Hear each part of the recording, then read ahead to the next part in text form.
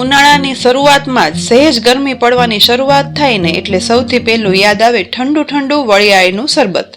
ચાલો આજે વરિયાળી દળાવવાની, વારે વારે પલાળવાની કે ગાળવાની ઝંઝટ વગર એકદમ સહેલી રીતે ઉનાળામાં ઠંડક આપનાર વરિયાળીનું સિરપ, જે 4 થી 5 મહિના સુધી નોર્મલ રૂમ ટેમ્પરેચર પર સાચવી શકાય તેની રીત બતાવું. બસ એક વખત વરિયાળી સિરપ બનાવી અને રાખી દો, પછી ઠંડા પાણીમાં ઉમેરો અને અડધી મિનિટમાં ઠંડુ ઠંડુ વરિયાળીનું શરબત તૈયાર. તો વરિયાળીનું આ નવી સહેલી રીતે 500 ml સિરપ બનાવવા માટે 1 કપ લખનવી વરિયાળી જે વજનમાં 100 ગ્રામ છે તે લીધી છે. અહીં પસંદગી પ્રમાણે લખનવી કે સાદી કોઈ પણ વરિયાળી વાપરી શકાય, જે મોટા બાઉલમાં ઉમેરવાની. તેની સાથે 7 થી 8 નંગ આખી એલચી અને 15 થી 20 નંગ કિસમિસ ઉમેરવાની. હવે આ વરિયાળી ડૂબી જઈને એટલું ચોખ્ખું પાણી ઉમેરી દઈશું. એલચી અને કિસમિસ ઉમેરવાથી આ વરિયાળીનું શરબત વધારે ટેસ્ટી અને ઠંડક આપનાર બને છે. પાણી ઉમેર્યા પછી ઢાંકણ ઢાંકી 2 થી 3 કલાક માટે વરિયાળી પલાળી દેવાની છે. આશરે 3 કલાક પછી ઢાંકણ ખોલતા અહીં જોઈ શકાય પાણીમાં વરિયાળી સાથે એલચી અને કિસમિસ ફૂલી ગયા છે અને લિક્વિડનો કલર ડાર્ક ગ્રીન થયો છે.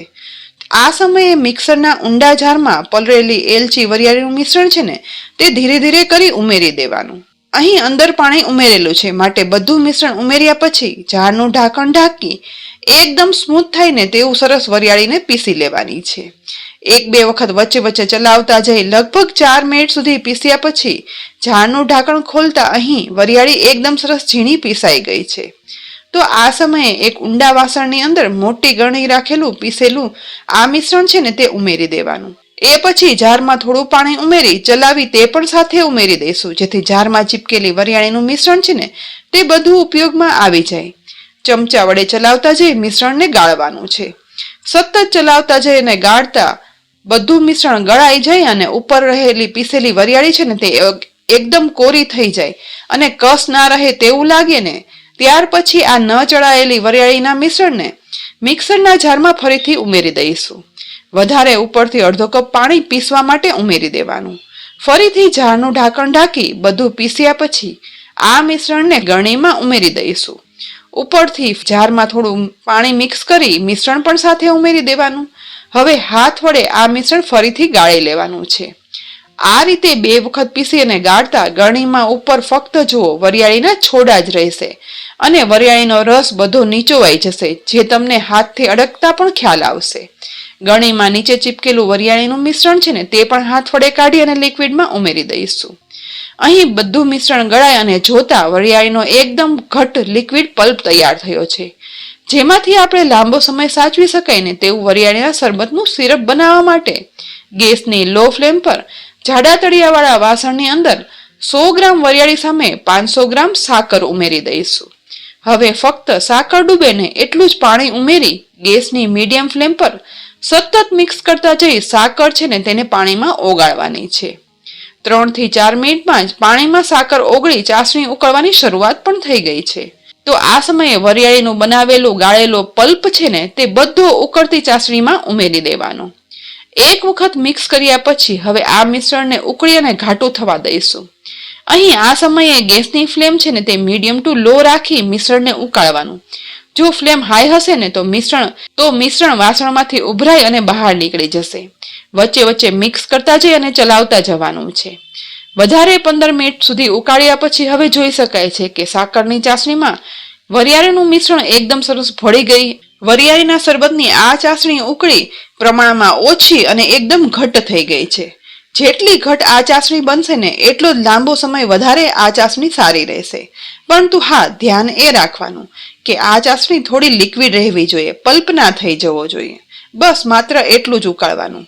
અહીં ઘટ થયેલી ચાસણીનો ગેસ બંધ કરી દઈશું અને મિશ્રણ ગરમ છે ને એ સમયે જ પ્રિઝર્વેટિવ અને થોડી ખટાશ માટે 1/4 ટીસ્પૂન લીંબુના ફૂલ લીધા છે. લીંબુના ફૂલ ઉમેરવાથી વરિયાળીના શરબતનો સ્વાદ વધારે સરસ આવે છે. પણ જો લીંબુના ફૂલ ના વાપરતા હોય ને તો તેની જગ્યાએ 1 લીંબુનો રસ નીચોવી દેવાનો. સાથે કલર માટે ગ્રીન ફૂડ કલર જે 1 પિંચ એટલે કે 1/8 ટીસ્પૂન ઉમેરી દેવાનો, જેથી વરિયાળીના શરબતનો કલર છે ને તે એકદમ સરસ ગ્રીન આવે. હવે આ ચાસણીને ગેસ પરથી નીચે ઉતારી સ્ટેન્ડ પર રાખી દઈએ અને 2 થી 3 કલાક માટે ચાસણીને સાવ ઠંડી થવા દઈશું, જેથી વરિયાળીનું સિરપ છે ને તે પરફેક્ટ બની અને સ્ટોર કરી શકાય. લગભગ 3 કલાક પછી આ મિશ્રણ અહીં જુઓ ઠંડુ થતા થોડું વધારે ઘટ થયું છે અને કલરમાં એકદમ સરસ ગ્રીન થઈ ગયું છે. તો આ સમયે કોઈ પણ બોટલ અથવા તો કન્ટેનરમાં સિરપ સ્ટોર કરવું હોય ને તે એકદમ કોરા કરી અને લેવાના અને તેમાં બનાવેલું સિરપ છે ને તે ધીમે ધીમે કરી અને ઉમેરી દેવાનું. અહીં મેં 500 ml ની સોફ્ટ ડ્રિંકની બોટલ લીધી છે, જેથી આ માપ પ્રમાણે લીધેલી વસ્તુથી 500 ml વરિયાળીનું સિરપ બની અને તૈયાર થાય છે ને તેનો અંદાજ પણ આવે.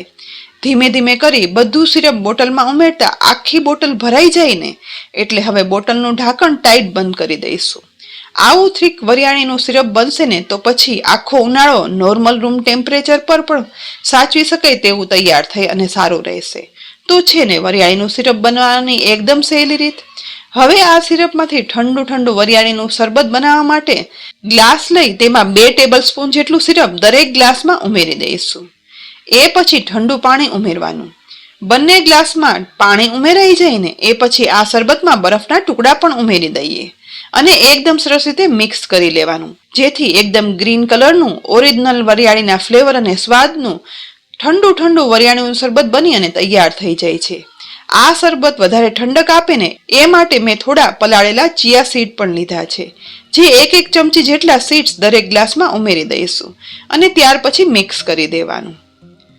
આ ચિયા સીડ ઉમેરવા ઓપ્શનલ છે, પણ ઉમેરશો ને તો વધારે ઠંડક આપનાર આ વરિયાળીનું શરબત બની અને તૈયાર થશે. તો બસ આ રેસીપી જોઈ આ સિરપ એક વખત બનાવી અને રાખી લો અને પછી ઉનાળામાં મન થાય ને ત્યારે ફટાફટ માત્ર સિરપ ઉમેરી ઠંડુ ઠંડુ વરિયાળીનું શરબત માત્ર અડધી મિનિટમાં તૈયાર કરો.